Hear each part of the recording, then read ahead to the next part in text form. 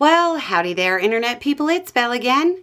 So today, we're going to talk about Trump and Biden, talking about elections being free, fair, and the idea of peace.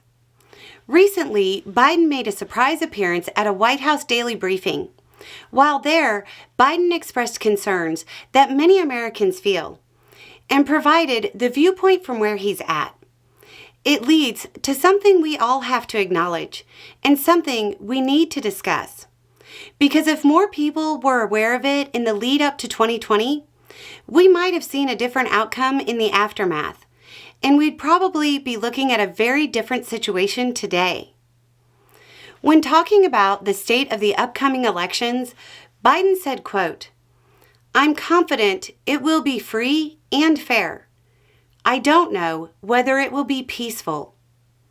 He then went on, "The things that Trump has said and the things that he said last time out when he didn't like the outcome were very dangerous. I noticed that the vice presidential Republican candidate did not say he would accept the outcome of the election. They haven't even accepted the outcome of the last election. So I am concerned about what they're going to do."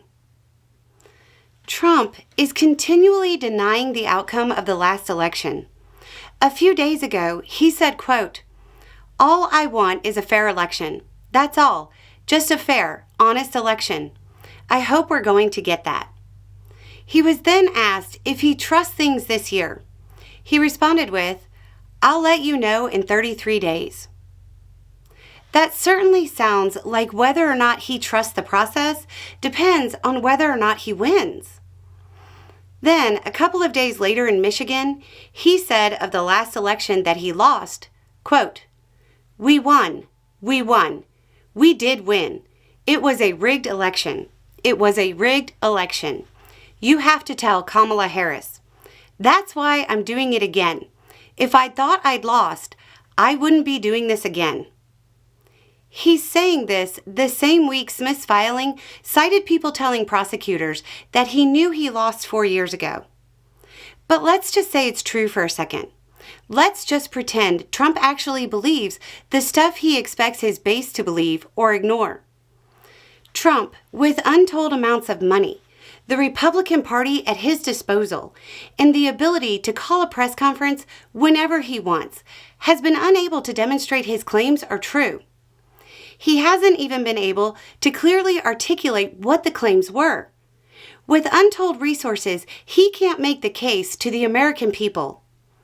In short, if you believe that he believes his claims, and they aren't just something to dupe the gullible, you have to admit that he is incapable of leadership.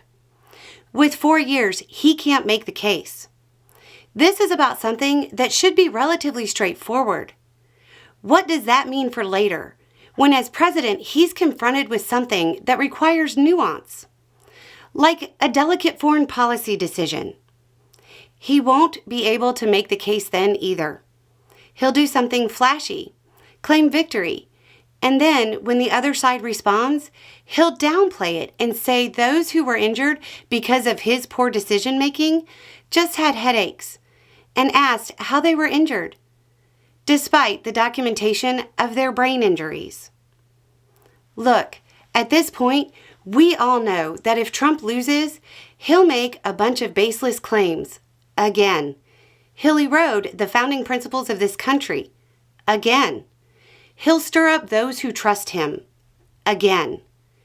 If that happens, the country should acknowledge that we all knew he was going to do it ahead of time, and that either in 4 years he was still incapable of making the case for his previous claims, or never really tried. That alone should demonstrate that he's incapable of leading. Anyway, it's just a thought. Y'all have a good day.